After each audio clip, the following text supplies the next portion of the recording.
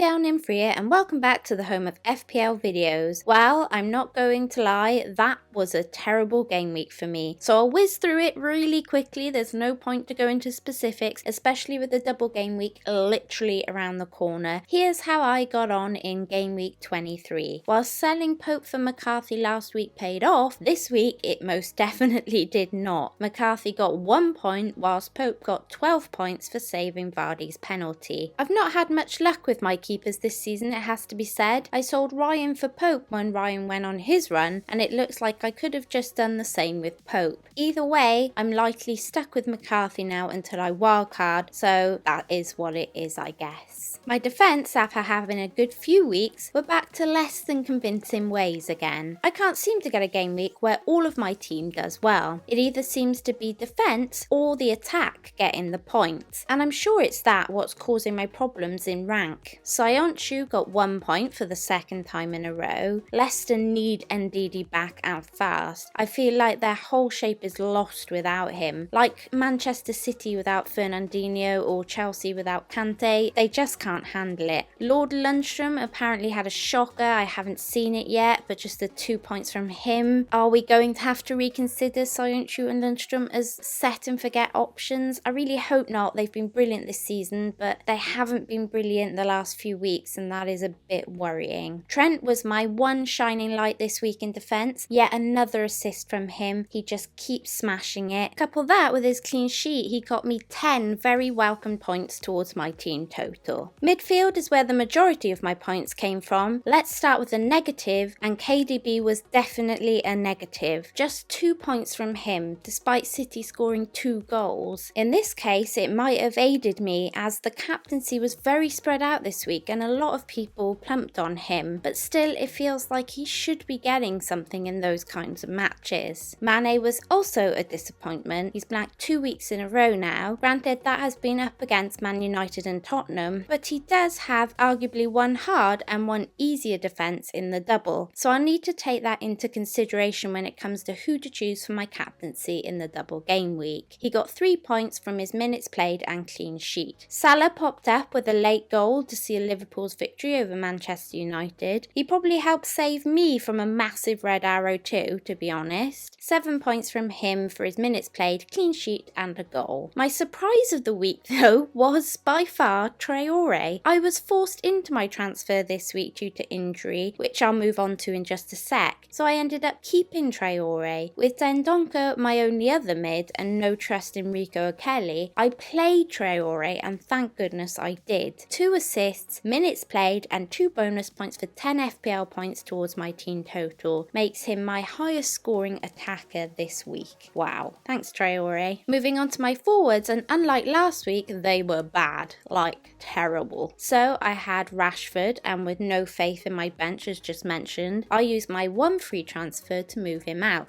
Now I'm a tad annoyed as I considered Mope, Calvert-Lewin, Pukki, Jimenez. Unfortunately I couldn't get to Aguero, but with no real idea, I have to admit I think I just panicked and I followed the crowd and went Rashford to Tammy. But watching that Chelsea match was so infuriating. I can't believe how terrible they were. Every time they got a bit of pace and attacked and got the ball, they slowed it right down only to allow Newcastle to get back and defend, which, you know, is a bit frustrating being a Tammy owner. You only got a couple of chances. Look, I'm trying not to beat myself up too much on this. Tammy was in form where Jimmy had been off the boil a bit, and Pukki I only really wanted for a week, so I'd have had to stick with him a lot longer than I would have been considering. I also considered Dini or Deulofeu, and I'm very aware it could have been a lot worse. So grateful. However, I am not grateful for everyone jumping on Ings and breaking him. Just a disappointing 2 points from him. And last, but by no means least, is Vardy. Oh my gosh. 0 points as my captain from a missed penalty. I couldn't watch the pen. It's like I just had a feeling I knew it wouldn't be good. I went into the hall to nervously wait, and I didn't return to joy, unfortunately. Oh, I only really considered Mane as an alternative captain this week, so it's not like he smashed it, but 3 points would have definitely been better. Thanks for nothing, Vardy, literally. And as I said in a tweet on Sunday, I'm not sure we'll ever get that baby celebration. The kid will be like 50 before he he,